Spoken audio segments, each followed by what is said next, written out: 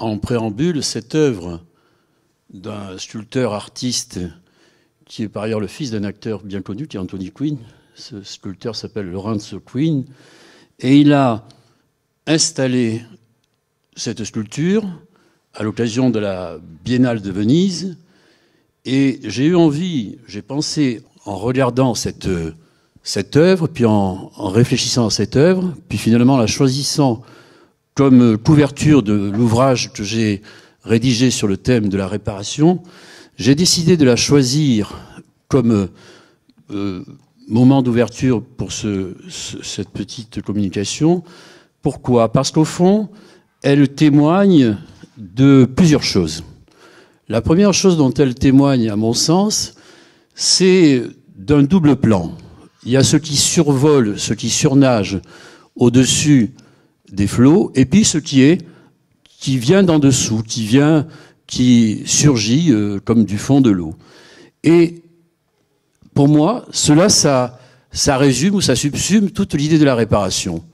L'idée de la réparation, c'est quelque chose qui finalement évoque, à mon sens, une sorte d'autre côté du monde, une sorte de monde un peu caché sous les apparences, sous les transapparences, pour parler le langage de notre prédécesseur à cette tribune, pour parler un langage qui vient par en dessous d'une certaine manière, qui émerge et qui figurerait tout ce qui ne se voit pas, tout ce qui est de l'ordre des petites mains dans le spectacle d'un monde qui est le nôtre, ce monde médiatisé, surexposé, dans cette sorte de lumière perpétuelle dont parlait d'ailleurs le même Paul Virilio dont on parlait à l'instant.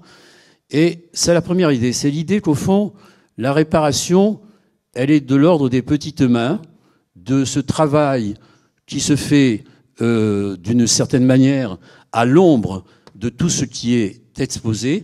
Et cette œuvre montre au contraire qu'il y a nécessité de faire désormais une place, peut-être. Alors ça répond peut-être à la question de la personne qui m'a présenté sur l'énigme du titre de ma conférence, mais au fond c'est ça l'idée.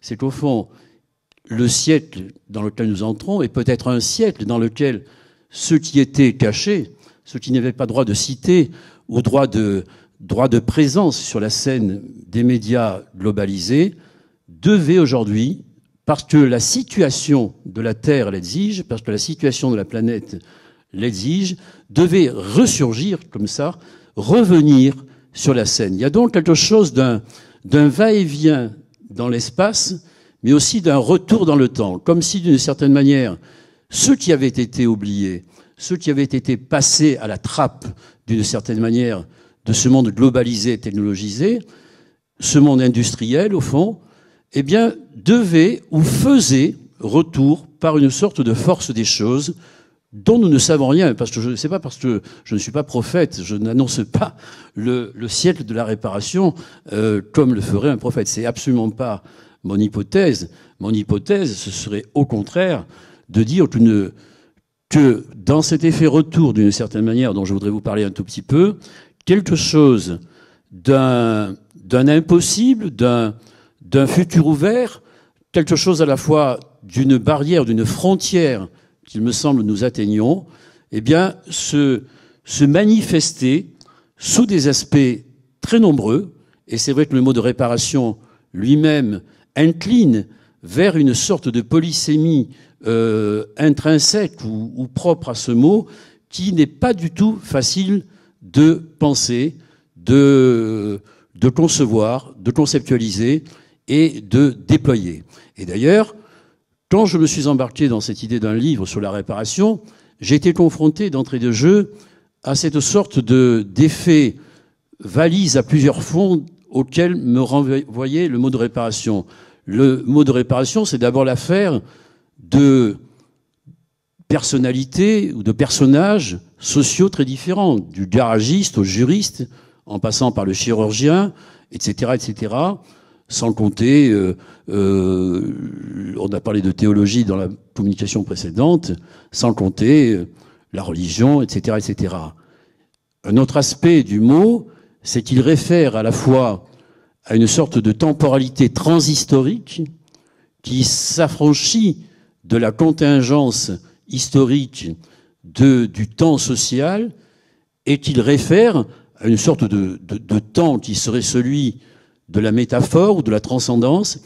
Et j'en veux pour preuve le fait que réparation du monde, qui se dit tikkun olam dans la théologie juive, dans l'étude du judaïsme, dans l'étude mosaïque, est rien moins que l'autre versant, et ça rejoint ce que je disais en ouverture de ce propos, rien moins que l'autre versant du premier mouvement dans la théologie juive, et de la Kabbale en particulier, qui est celle du Tzimtzum. Il y a deux mouvements, deux temps, auxquels on a parfois fait allusion en se référant au Big Bang. D'ailleurs, on a voulu tracer des parallélismes entre le Big Bang et le Tikkun Olam. Il y a deux temps dans la théologie du judaïsme. Il y a le temps du Tzimtzum, ce temps où les lumières se contractent, et que cette sorte de contraction et d'ouverture de la lumière produit une explosion qui demande réparation du monde. Donc il y a le Tzimtzum et un deuxième temps, mais ce temps, ce n'est pas un temps commensurable aux échelles temporelles qui sont celles de l'histoire ou même de la mythologie. Il s'agit plutôt d'un processus constant. Alors je ne vais pas faire du tout une sorte de dérivation vers la théologie, c'est pas de la théologie d'ailleurs, vers le messianisme juif. C'est plutôt un temps messianique, mais dans un sens totalement différent de celui du christianisme. Et je dois dire que cette question-là m'a particulièrement intéressé, parce qu'il se trouve que de grands noms de l'histoire du mouvement artistique ou littéraire de la modernité et même de la contemporanéité, de Baudelaire et Proust à Anselm Kiefer, pour faire très court, en passant par Georges et Louis Borges, par exemple, se sont intéressés à cette question-là, à cette question de cette diastole-systole, de ce mouvement en deux temps, qui fait une place à l'homme, justement, dans le retrait même du divin, dans l'éclatement des vases qui demandent réparation. Et qu'est-ce que c'est que l'histoire du judaïsme? C'est l'histoire de la réparation du monde. C'est l'histoire de cette réparation du monde qu'il appartient aux humains de produire. Et ce travail ne s'achève jamais. C'est pour cela que, et c'est dans ce sens-là peut-être qu'on pourrait peut-être parler d'un siècle de la réparation, c'est que le XXe siècle aura cherché, dans les totalitarismes, une forme d'achèvement du monde, une forme de solution, y compris la solution finale. Et cette recherche des solutions totales ou totalisantes, on voit bien qu'elles ont engendré un échec dont nous ne sommes pas remis. Un échec qui s'appelle le colonialisme, qui s'appelle le nazisme, qui s'appelle, disons, les formes exacerbées de l'Union soviétique, dont nous vivons en ce moment même les effets retours ou les effets retards ou les effets boomerang, si l'on peut dire. Nous voyons bien que nous ne sommes pas sortis de ce XXe siècle qui demande réparation. Mais ce que je veux retenir à l'instant où j'en suis de mon propos, c'est cette idée, en somme, qui me paraît extrêmement importante, c'est que le siècle, le XXe siècle, aurait été le siècle de l'histoire qui aura prétendu trouver, dans une forme de solution technique, la réponse à tous ces maux. Et on en a eu une preuve tout à l'heure dans l'expérience de pensée de Paul Virilio, qui faisait quand même suite à l'expérience de pensée de Le Corbusier. Et qu'est-ce qui fait l'expérience de pensée de Le Corbusier? Eh bien, c'est l'assomption, c'est le mot que cherchait notre prédécesseur, c'est l'assomption de la verticalité et de l'horizontalité. De la verticalité dans l'appareillage de l'ascenseur et de l'horizontalité dans l'appareillage de l'automobile. Tout ça au service d'une machine à habiter qui n'avait plus rien à voir avec ce que avaient été les premières machines à habiter au sens de Vitruve, par exemple, c'est-à-dire des machines à habiter qui ménageaient une place et une part à la promenade, à l'idée que la machine, elle était là dans l'architecture pour scander une certaine manière de présence au monde qui eût été heureuse et à l'image de ce que les Italiens appellent la passeggiata, une sorte de promenade urbaine rythmée et abritée par cette architecture qui était à la fois un principe et une arche qui faisait une protection humaine dans leur cheminement dans l'espace architectural.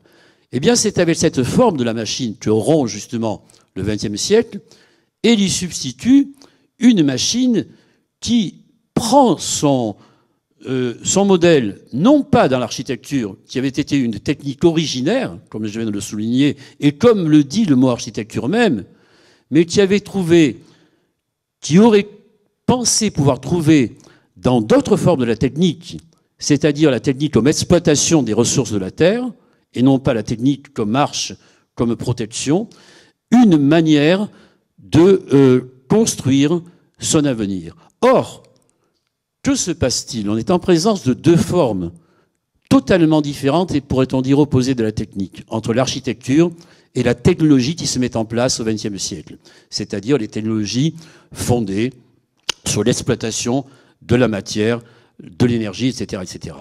Ces technologies, elles s'opposent à l'architecture en ce qu'elles présentent pour les unes un rapport à la limite, c'est le cas de l'architecture, et ça répond à la question de mon prédécesseur et à ce que a cherché Virilio toute sa vie, au fond, Paul Virilio toute sa vie. C'est quoi? C'est l'idée que dans la limitation même de l'espace architectural se crée une illimitation, une ouverture. On pourrait parler de clôture opérationnelle, comme l'ont fait aussi certains épistémologues comme Francisco Varela, à une certaine époque. Je ne sais pas si certains d'entre vous connaissent Varela ici. Mais en tous les cas, ce qu'il y a de certain, c'est que cette première technique de l'architecture, elle répare le monde en ce sens qu'elle crée, par l'artefact qu'elle est en elle-même, elle crée dans la limite même et dans la mesure qu'elle crée et dans les proportions humaines qu'elle maintient, elle crée un rapport à l'au-delà qui est rendu possible par cette limitation même. On pourrait dire que les techniques de délimitation sont des techniques, en ce sens-là, d'ouverture.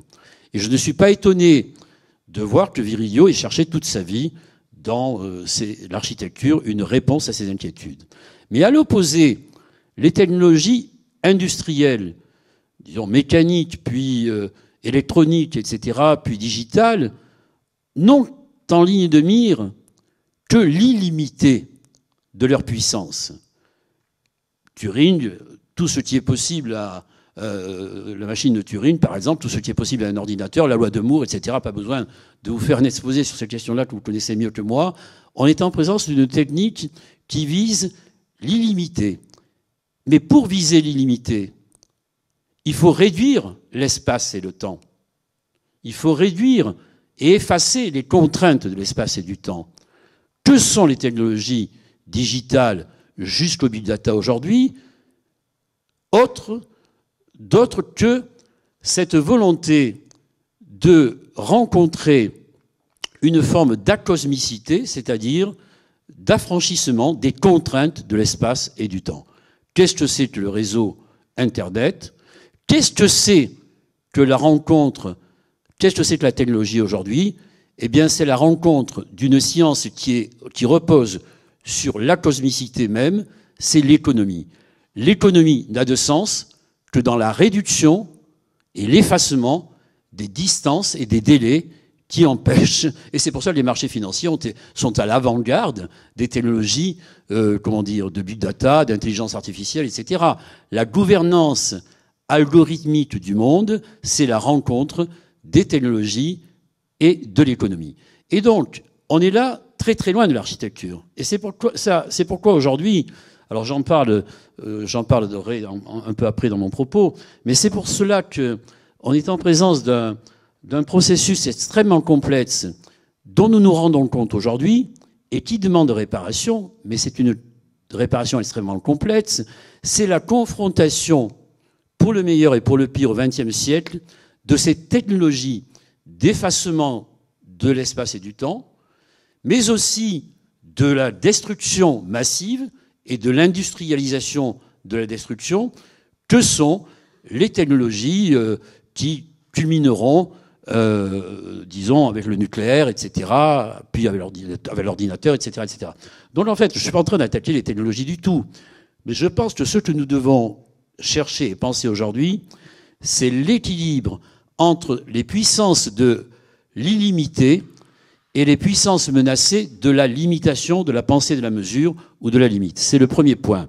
Et je pense que cette question-là, elle oblige à nous replacer dans un espace qui n'est plus celui qui semble s'affranchir de toute limite dans lequel nous habitons, mais nous oblige à nous replacer dans l'histoire et dans l'histoire du long terme. Hier, Hervé Fischer parlait de mythe-analyse. Je pense qu'il faudrait penser donc l'idée de réparation telle que je l'ai envisagée sous ce double aspect d'une temporalité qui serait celle presque du mythe au fond, hein, ou de l'éternel d'une certaine manière, ou de l'infini, et puis une temporalité historique. Et c'est pour ça que, pour essayer d'avancer un peu quand même dans mon propos, j'ai voulu... Alors, je vous mets en présence du visage de Walter Benjamin, mais finalement, c'est peut-être pas maintenant, j'en parlerai un peu après.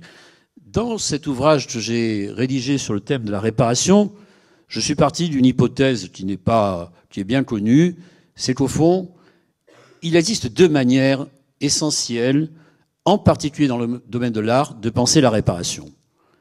Mais cette manière de penser la réparation dans l'art s'est prolongée dans l'industrie, dans la technique. Le XXe siècle, c'est celui qui prodigue le culte du nouveau à la fois et de l'innovation, à la fois dans l'art et dans l'économie et dans l'industrie. Et là, il y a quelque chose qui a été déjà largement évoqué, pensé, etc., pratiqué, mis en abîme par des gens comme Marcel Duchamp, mais qui nous questionne encore rétrospectivement aujourd'hui.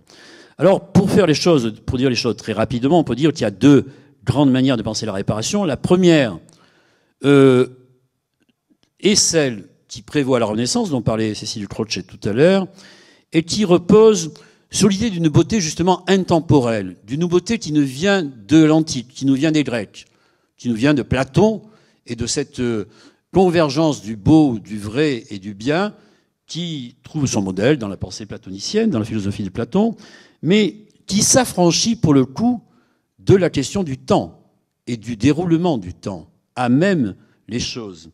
Et cette vision de la réparation, qu'on pourrait qualifier de restauration à l'identique, elle n'a qu'une visée en ligne de mire, c'est l'idée de retrouver la splendeur de l'original, c'est-à-dire d'effacer, là encore, le travail du temps à même les œuvres d'art. Il s'agit de faire comme si le temps n'avait pas de prise sur l'éternité des chefs-d'œuvre.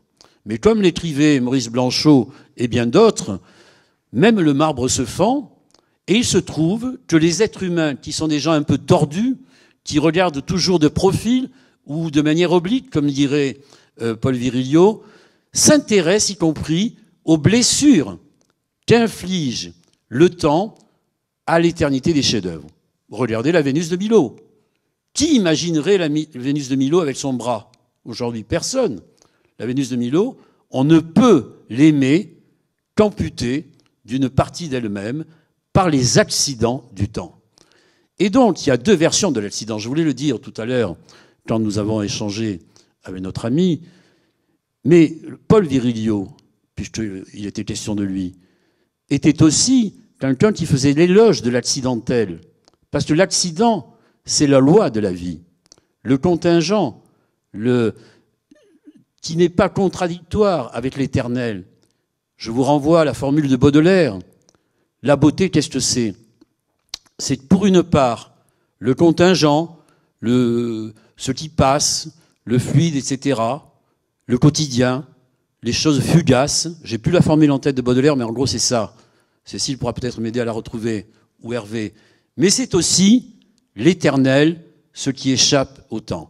Eh bien, la réparation, elle est prise en étau entre ces deux formules de la restauration d'un côté, qui vise à retrouver la splendeur de l'original, l'éternité du chef-d'œuvre dans la restauration de l'œuvre d'art.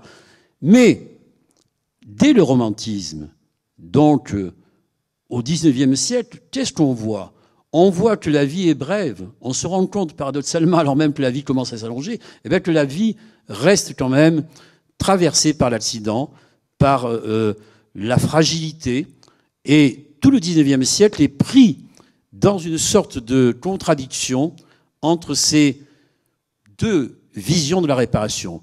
Une vision qui veut retrouver la splendeur de l'original et s'affranchir des marques ou des outrages du temps, et une autre formule de la réparation qui vise à conserver, au contraire, les traces du temps qui passe, parce que ce temps, c'est de l'existence emmagasinée à même l'objet, qui nous renvoie aussi le miroir de notre propre existence qui passe. Et nous voulons conserver, disons, les traces de cette merveilleuse aventure, expérience que l'on ne peut jamais totalement programmer, que l'on ne peut jamais totalement éterniser ou figer, et qui est justement l'existence humaine. Dès le romantisme, se déploie une sorte de goût pour les ruines, d'une certaine manière, et plein d'autres choses, qui témoignent de cette fragilité. Et donc, on pourrait dire que deux grands personnages incarnent, dans le domaine de l'art, la question et de l'architecture, la question de la réparation. C'est Viollet-le-Duc d'un côté et Ruskin de l'autre. Je cite Muriel Verbeek à ce sujet. Cette sensibilité particulière, précise encore mieux, va encourager deux approches dissemblables en matière de restauration. La première est dans la ligne esthétisante de la Renaissance. Restaurer, c'est remettre dans l'état original, donc reconstruire. Selon le temps, l'époque, le style, en essayant de retrouver les formes et les formules et les styles de l'époque. Utopie dont l'architecte Viollet-le-Duc sera le héros génial et controversé. La seconde approche, influencée par le critique et historien d'art John Ruskin, tente à faire de l'empreinte même du passé une part intégrante de l'objet et comme telle digne de respect. Restaurer, revenir à l'état initial, c'est gommer cette empreinte, ce vécu, mieux vaut donc les conserver. La conservation intègre à l'objet une valeur de nostalgie, elle souligne sa fragilité, son côté éphémère.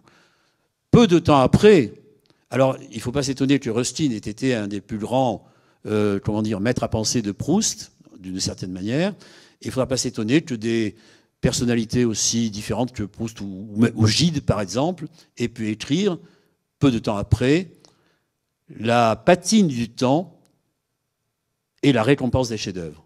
Je me souviens de cette formule de Gide, d'André Gide, qui est très belle, je trouve, la patine du temps et la récompense des chefs-d'œuvre. Ceci pour dire quoi? Pour dire que nous allons vers un conflit des réparations, si je puis dire, entre d'un côté une réparation qui, dans l'art, vise la restauration à l'identique, et dans le domaine de l'art aussi, mais dans le domaine d'après le romantisme, entend conserver les traces du temps. Eh bien, cette question-là, elle n'est pas résolue, mais elle se pose dans des termes amplifiés, j'ai envie de dire, aujourd'hui. Et d'une certaine manière, le XXe siècle aura été, comme je l'ai dit tout à l'heure, j'ai voulu tracer ce parallélisme entre l'industrie et l'art. Eh bien, qu'a fait l'industrie? Elle s'est réappropriée le modèle de la restauration des œuvres d'art à l'identique dans une formule et une forme qui est celle de la pièce de rechange. L'industrie, contrairement à l'artisanat, elle entend restaurer à l'identique l'objet abîmé, cassé, accidenté, etc., en particulier les automobiles, en allant chercher des pièces de rechange qui sont strictement identiques aux pièces antérieures. Et donc, on voit bien qu'il y a une ligne de fracture qui, d'ailleurs, se comprend très bien si on la met au regard ou en miroir de l'œuvre d'art.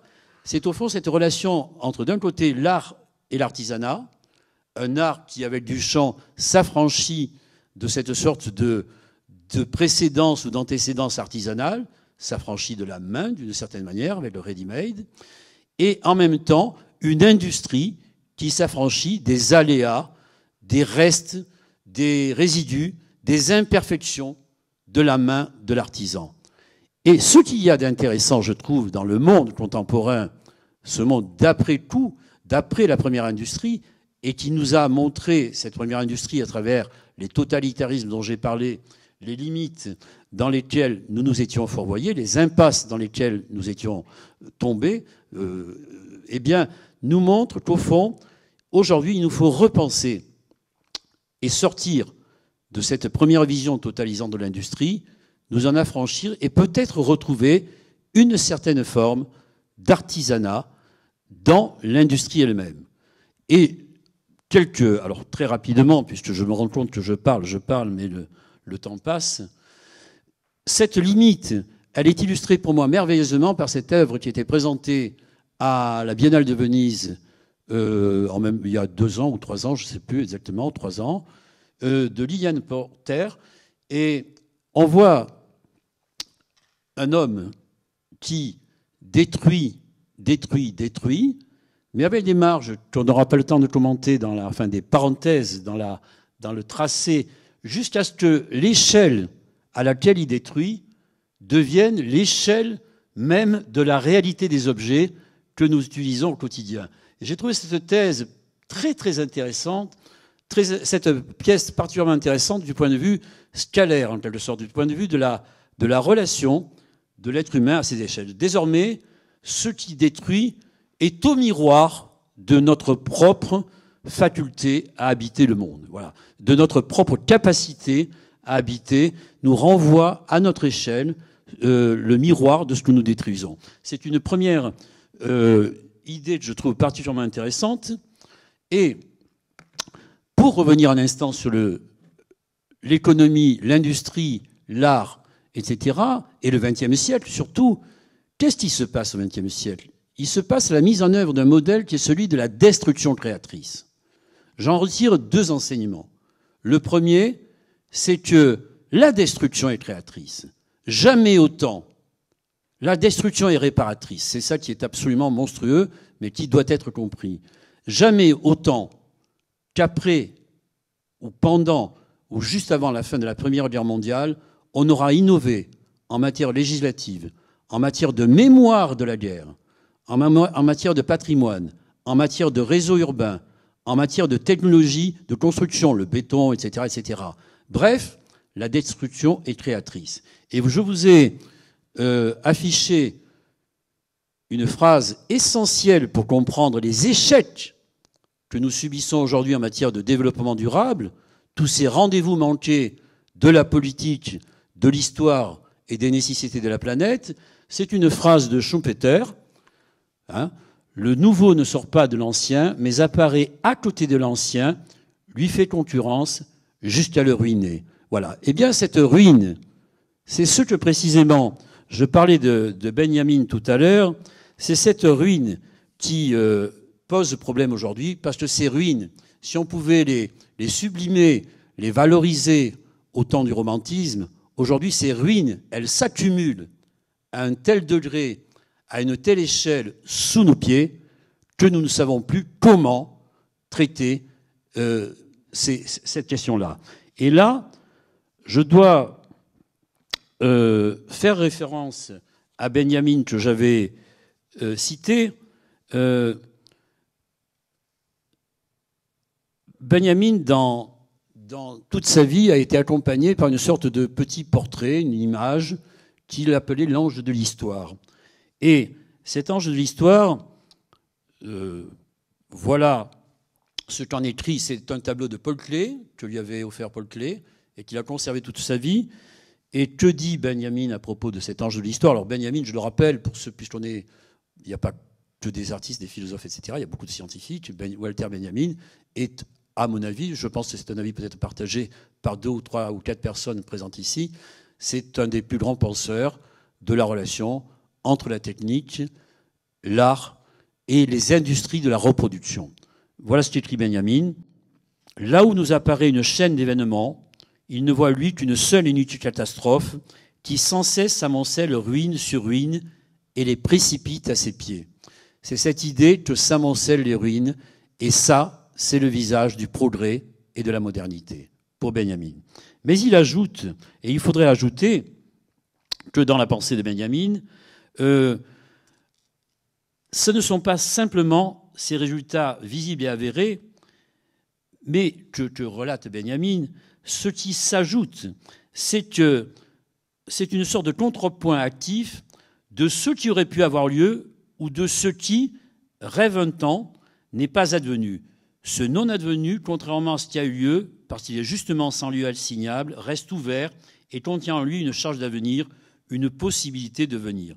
Et c'est là où je pense qu'il y a une autre idée, un autre angle de compréhension, d'intelligence de l'idée de réparation, dans un certain rapport à la reprise de choses qui, dans la modernité, dans le passé, sont en latence. Je ne suis pas le seul, d'ailleurs. Bruno Latour a fait une exposition entièrement consacrée à ces questions-là. Et cette idée qu'il y a des choses qui demandent à éclore dans le passé, mais qui doivent trouver leur écosystème historique et géographique ou sociétal pour éclore. Ces œuvres, ces choses, ces futurs sont en puissance dans le passé et insistent pour advenir. Voilà. Et là, je crois qu'on touche à des questions qui sont aussi celles de la réparation, telle que du moins j'ai essayé de la formuler, de l'analyser, de la déployer dans l'ouvrage que j'ai consacré à ce sujet.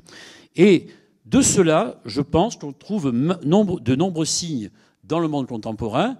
Alors, très rapidement, puisque le temps passe, un artiste comme Kader Attia aujourd'hui se réapproprie les figures, les gueules cassées, les figures défigurées de la Première Guerre mondiale pour montrer à la fois ce qui est l'idée que le temps ne change pas autant qu'on pourrait croire et qu'en même temps, l'histoire se répète mais jamais de la même manière. Il introduit entre ce passé monstrueux et tout récent et puis ses œuvres une sorte de distance, j'ose pas dire ludique, mais une distance interprétative qui est tout à fait passionnante. C'est en ce sens-là que, d'une certaine manière, on pourrait voir dans le travail de Kader Attia une assomption ou une explicitation de la phrase de Karl Marx. La première répétition de l'histoire s'opère sur un mode tragique. Marx fait référence, quand il écrit ceci, à la Révolution de 1830, dans laquelle il voit une espèce de singerie de la première révolution de 1789. Mais Marx ajoute donc que la deuxième répétition est une farce. Voilà. Eh bien, je pense que Kader Attia a compris, d'une certaine manière, cette idée que l'histoire ne se répète jamais exactement à l'identique.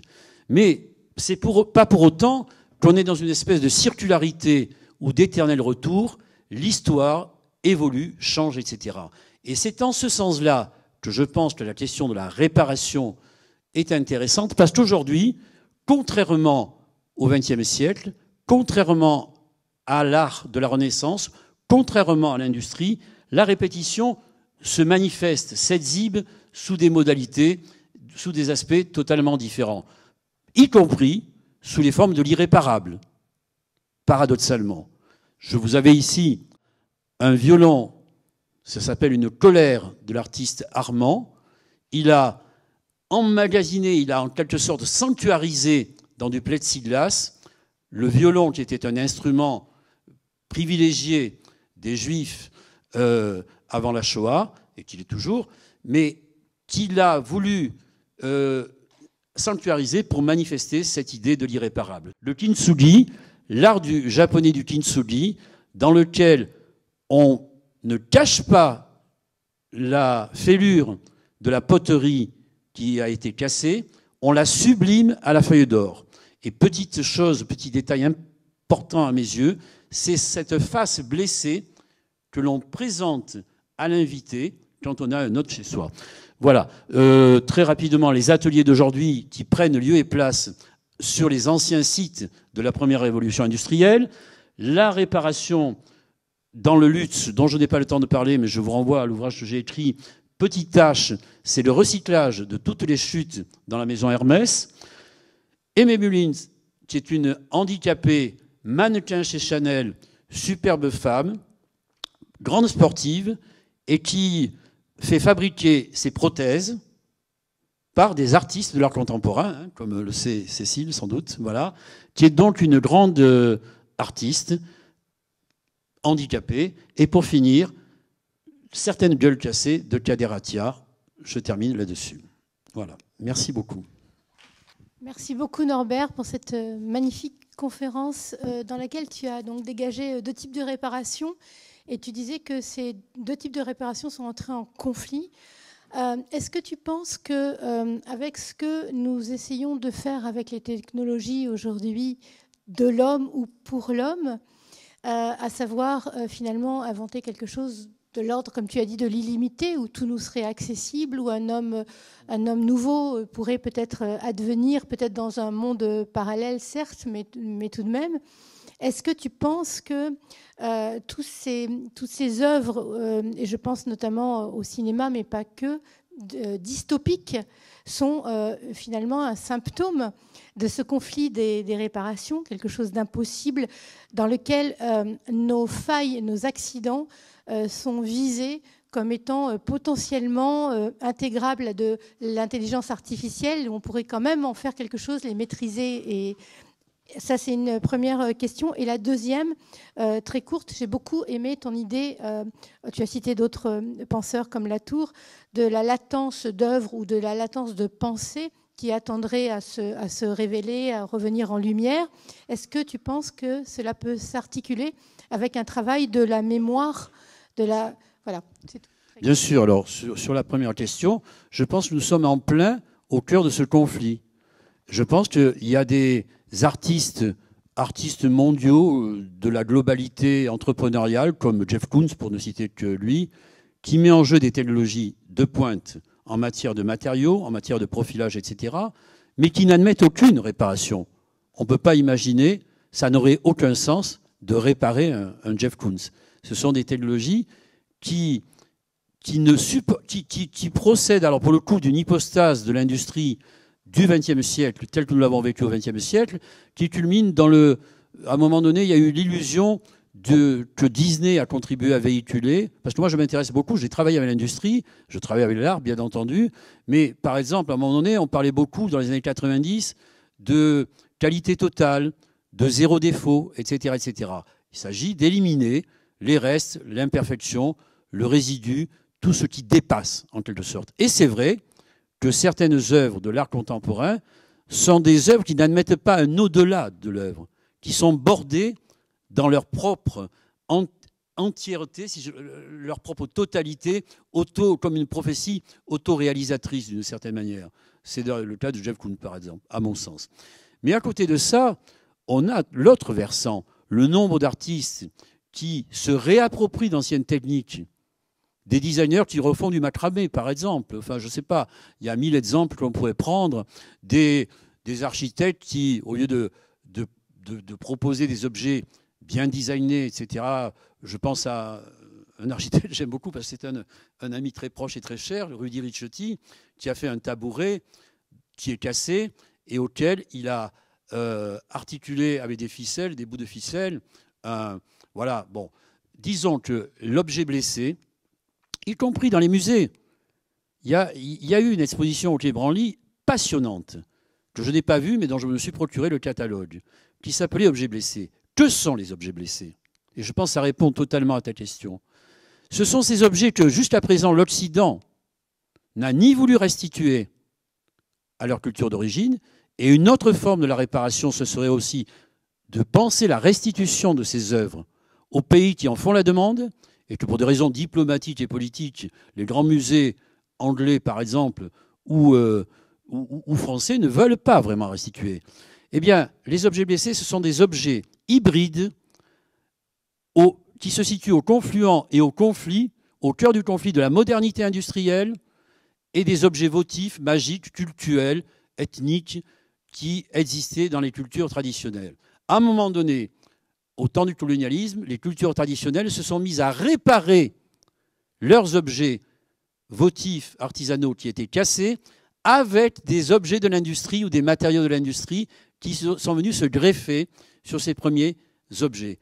Eh bien, ces objets, il a fallu attendre 50 ans pour qu'on commence à les montrer au grand jour dans une exposition qui s'appelait d'ailleurs, je vous renvoie, il y a un site internet sans doute, qui s'appelait Objets blessés au Quai Branly. Vous avez posé la question 21e siècle, siècle de la réparation, en nous proposant voilà, une vision de la réparation, ou plusieurs visions de la réparation, à travers notamment l'architecture, mais pas seulement, aussi avec d'autres questions sur l'industrie.